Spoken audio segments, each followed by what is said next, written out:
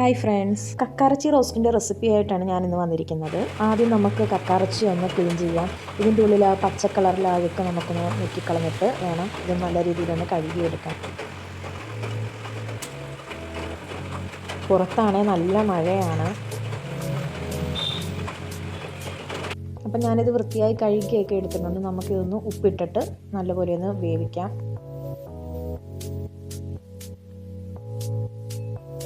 ഞാൻ അതിൻ്റെ കൂടെ തന്നെ ഒരു 1.5 സവോള എടുത്തിട്ടുണ്ട്. അത് അരിഞ്ഞ് ഇതിൻ്റെ കൂടെ ഇട്ടാണ് വേവിക്കുന്നത്. ഓരോ സ്ഥലത്തും ഓരോ രീതിയിലാണ് ഉണ്ടാക്കുന്നത്. ഞങ്ങളിവിടെ ഇപ്പോൾ ഇങ്ങനെയാണ് ഉണ്ടാക്കിയിരിക്കുന്നത്.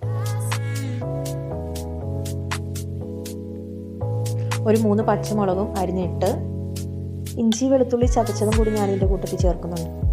ഇതെല്ലാം കൂടിയിട്ട് നമുക്ക് നല്ല പോലെ ഒന്ന് ഇളക്കി കൊടുക്കാം. നമുക്കിനി ഇതിനാവശ്യമായ പൊടികൾ എടുക്കാം.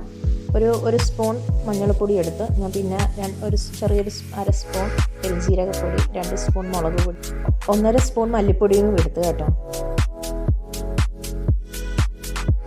ഇപ്പം നമ്മുടെ കക്കാറച്ചിയും സബോളയും എല്ലാം കൂടി നല്ല രീതിയിൽ വെന്തും വന്നിട്ടുണ്ട്, വെള്ളവും പറ്റി. നമുക്കിനി ഇതിലേക്ക് എടുത്തു വെച്ചിരിക്കുന്ന പൊടികൾ ചേർക്കാം. എന്നിട്ട് നല്ല രീതിയിൽ മിക്സ് ചെയ്യാം. ഈ രീതിയിൽ തന്നെ എല്ലാവരും ഒന്ന് ഉണ്ടാക്കാൻ ശ്രമിക്കണം. നല്ല രുചിയാണ്.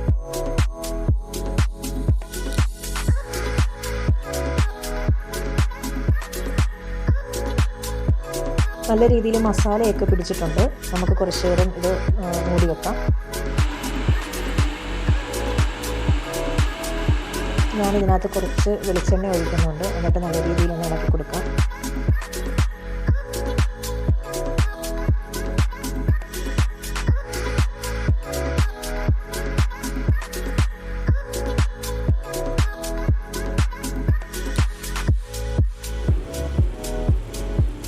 ഇവിടെ കക്കാറച്ചി റോസ്റ്റ് ഇവിടെ റെഡിയായിക്കൊണ്ടിരിക്കുകയാണ്. ഞാനിത് വളരെ എളുപ്പത്തിലാണ് ഇവിടെ ഉണ്ടാക്കിയിരിക്കുന്നത്.